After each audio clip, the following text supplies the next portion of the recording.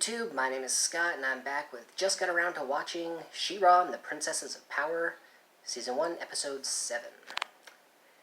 So the Best Friends Squad, as they seem to be known now, thanks to Bo, find themselves in the somewhat secret land of Mysticor, an island populated entirely by sorcerers.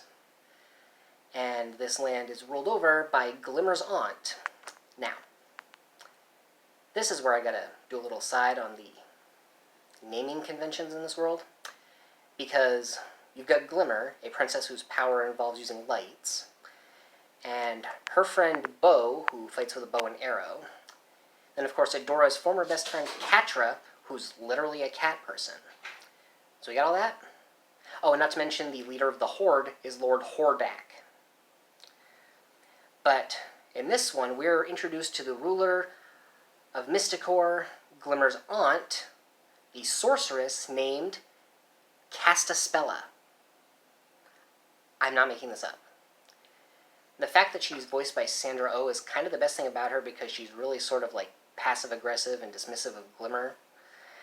And it's not cool, man. She's not that great.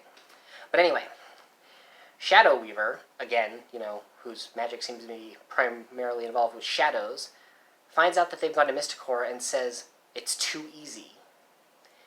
And from that point on in the episode, she starts messing with Adora's mind through this connection that they have.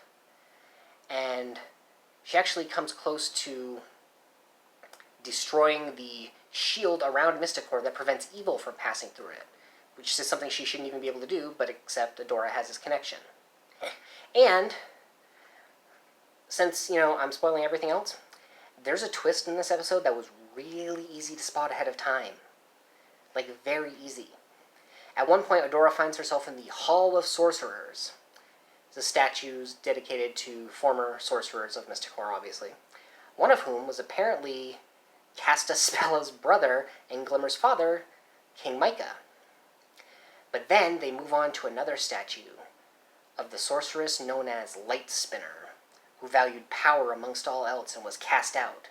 And I have to tell you, the instant they said that and I looked at that statue, I was like, okay, that's Shadow Weaver. And wouldn't you know it, later in the episode, when she actually shows up in person to try to take Adora out, she reveals that she was Light Spinner. So, negative kudos to this show for planting a surprising twist that was kind of easy to see coming. As you may have guessed, this is not one of my favorite episodes. But I will keep soldiering on. In fact, I'm going to be starting up on episode 8 pretty soon, and I'll be back with a video for that one right after I watch it. See you guys then.